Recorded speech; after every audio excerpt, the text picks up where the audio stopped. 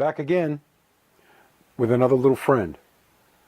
This time I'm going to touch on applying the clay to the eyes and the nose of a white-tail deer. Now this is not going to be a real-time video, and it's probably not going to be in line from start to finish is what I'm saying. I'm going to touch on certain details, eyes, nose, and the like. I've already shown how I prepare the ears for mounting. This next video is going to take you through the mounting steps a little at a time.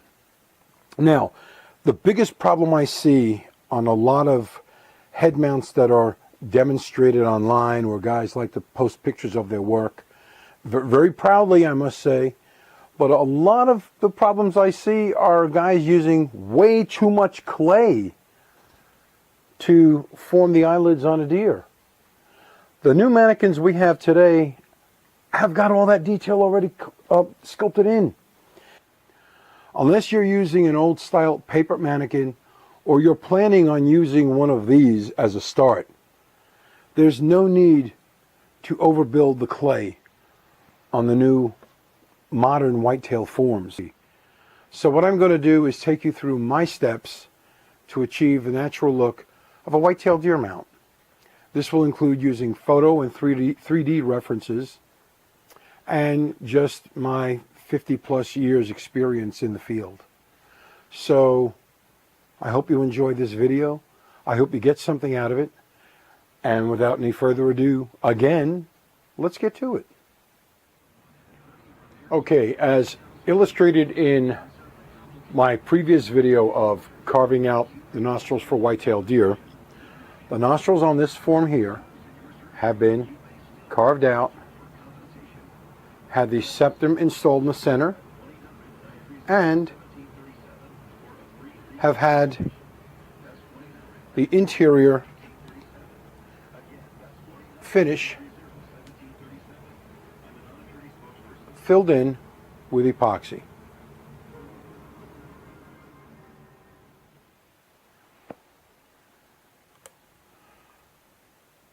The first thing you want is to make sure your form is leveled on the stand.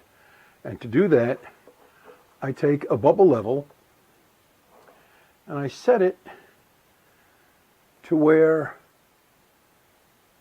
I have the front corners of the eyes set to the top of the level here.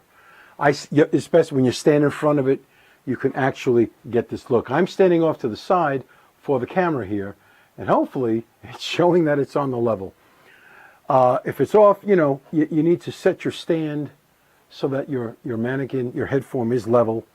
Lock it into place and on to the next step. After leveling the form from the front, the next thing that is needed is to find the level for the eye pupils using your main bubble level that I used for the front, or in my case I have this nifty little pocket leveler. It's called a pocket leveler because it has a little clip here. You can clip it to your pocket and you can be a construction nerd. At any rate, you want to find a midway point on the eye socket, number one. And then you want to set your level to where the bubble is directly in the middle. Mark it with a pencil.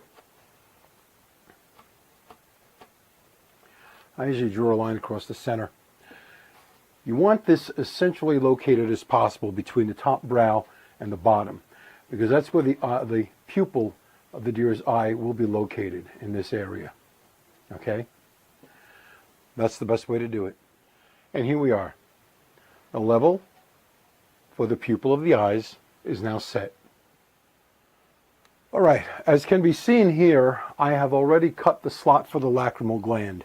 The way that's done, I take one of my curved paring knives and I insert it into the foam like so and cut down the length, the required length, to open the lacrimal gland. I then use one of my two Jonas lip tucking tools. Now, this one with the tape is used for the front of the lip slot, and I'll show you how that works. What I do is I take the lip tucking tool. Try to get this so the camera can see. Okay. I take the lip tucking tool and I simply insert it into the cut lacrimal gland, working it in, working it down the entire length, and jiggle it back and forth a little bit. Make this a little wider than the knife blade so you have plenty of room to tuck the skin of the lacrimal gland into the lacrimal slot. The lip slot is cut much in the same fashion as the lacrimal gland was. First thing I do, I also do this with the lacrimal gland, I didn't point it out. I trace the lip slot line with a good heavy pencil. That just allows my eyes to stay on target. I then follow that up with, again, the curved paring knife going in, and I work the knife along the entire length of the lip slot. Careful not to going in too deep. When I get to just under the nostrils, I switch out to a different curved tip paring knife that has electrical tape wrapped around the hilt of the blade, only allowing so much of the tip to enter the head form at the front. The reason, I don't want poke through the foam of the nostrils after they've been hollowed out. Whether I do this before or after the nostrils are completed or not is beside the point. I always use this shorter knife. Opening up the lip slots to accept the double thickness of lip skin, which is thin but still needs to be double tucked, I use, again, the Jonas lip tucking tool. Starting at the corner, which I then widen by pressing down and lifting up a little, I move along the entire length of my knife cut, again stopping just about at the area of the nostrils. I then use my second Jonas lip tucking tool, again with electrical tape wrapped around the bulk or the major portion of the back of the blade, where only the tip will go in and up to a certain point. Now, sure, you can use a lip tucking tool and simply put your finger in against the tip of it, like so, to get around and create your lip slot at the front. For me, it's easier just to have the tape around the tip of the tool and do it that way. This is one of my reference photos that I use, just one. This is the photo of a deer with fairly short hair, which will go for this particular specimen, which is the little October deer with velvet antlers. As you can see, the shape of the eye comes down at the back from the front corner, curves down at the back and up towards the rear corner. There's a slight crest at the top, just ahead of the eyelashes, which allows the eyelid to curve down and meet at the rear corner of the eye. It's not actually a corner so much as just where the upper and lower lid join together. And those photos, more than anything else, really show just how little clay is needed for the lower lid and the upper lid. As a firm believer in references, you really can't have enough. As you can see by this one reference book of mine, this is my own personal reference book I put together for my own use. I use a lot of photos. The majority of which were taken by myself. Some were actually sent to me from other taxidermists or wildlife photographers. But photos are great, but they're not the only thing I use. I also enjoy using the latest 3D references, as in these eye casts here. We have a left and a right cast of whitetail deer.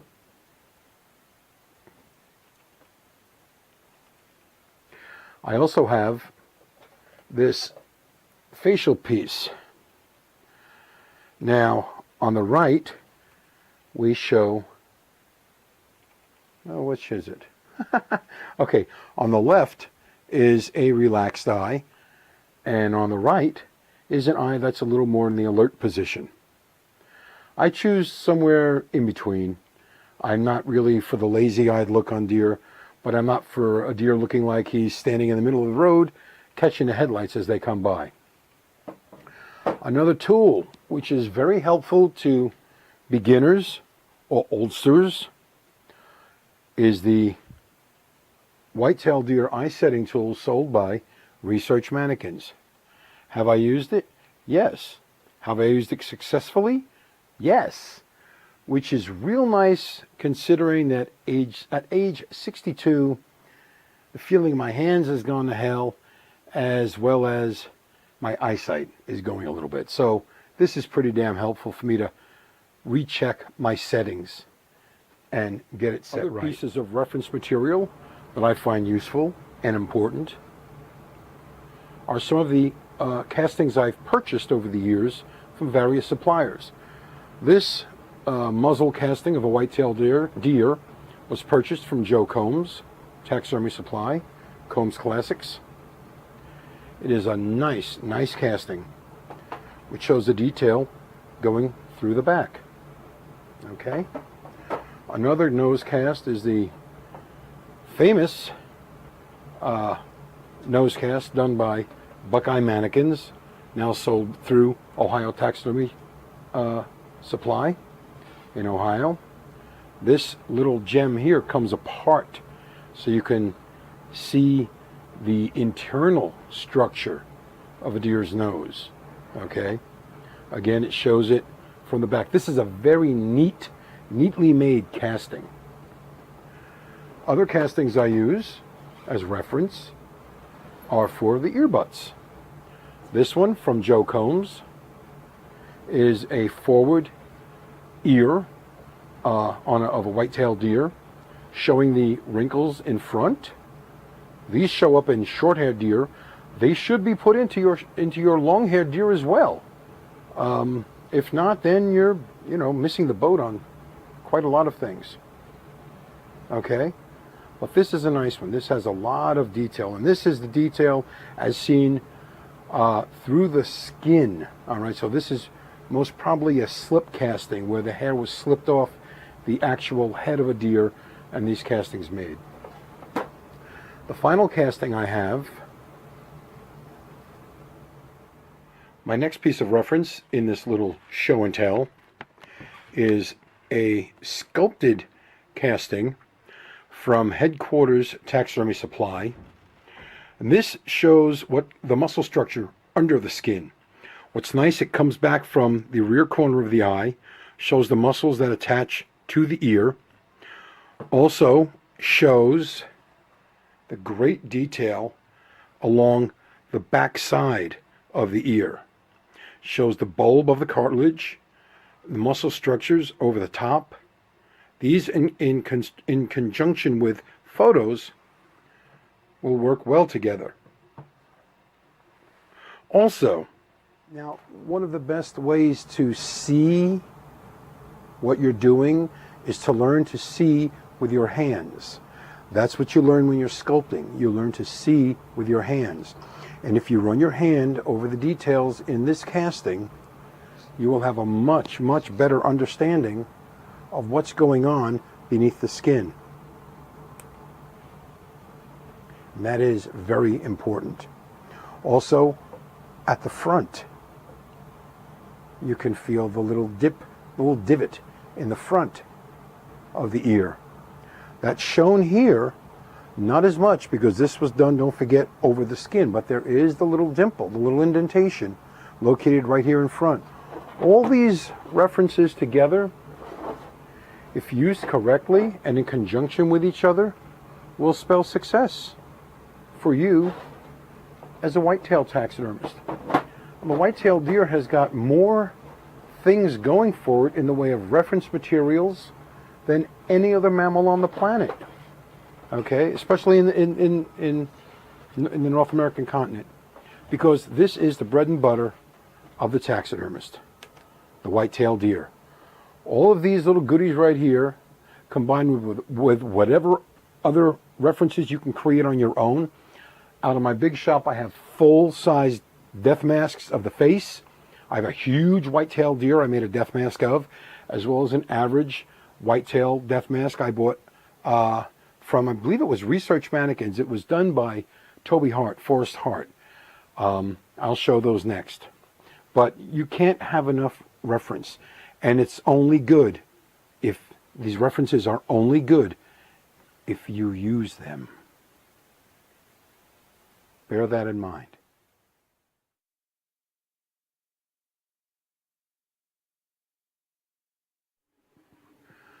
Okay, this is a whitetail deer death mask I made many years ago. This was a really large buck that was brought into my shop at the time, and I just felt like he needed to have a death mask made of himself. This was made from alginate poured over the fresh deer, plaster backup mold, a mother mold, and then I used Bondo thinned with lots and lots of polyester resin, also called fiberglass resin. After the first coat, and I rotated it within the mold. After the first coating dried, I mixed up another batch of thinned Bondo and polyester resin, mixed in chopped glass, and backed it up with that. And then I was able to break it out of its mold. It had two ears, but it's not really sitting very stable. It had another ear base on this side, but that obviously broke off, and there's nothing left there now but duct tape. And if you can't fix it with duct tape, it ain't worth fixing. This did not fix. So, but here's the other side. Oh my goodness. Here's the other side, with the base of the ear. This was a big, big deer that came in that year. A big animal.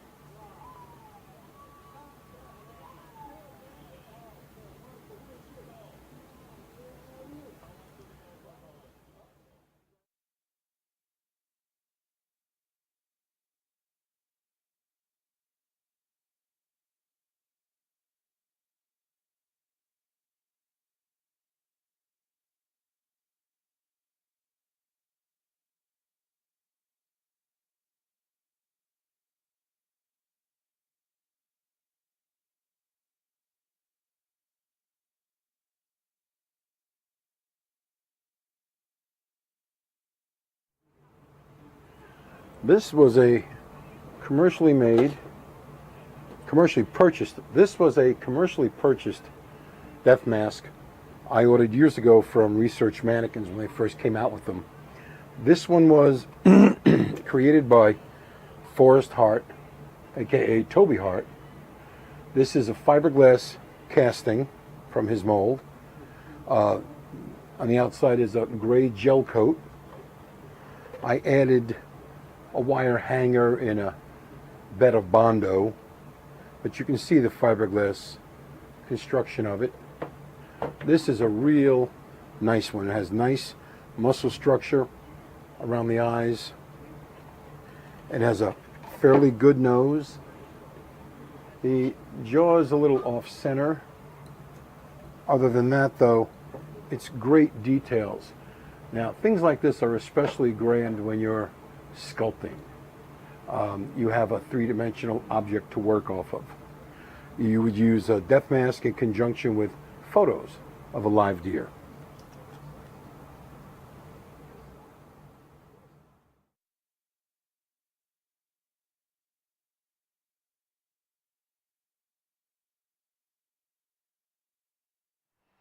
One of the best things that can be definitely determined from using a death mask is the placement of the antlers.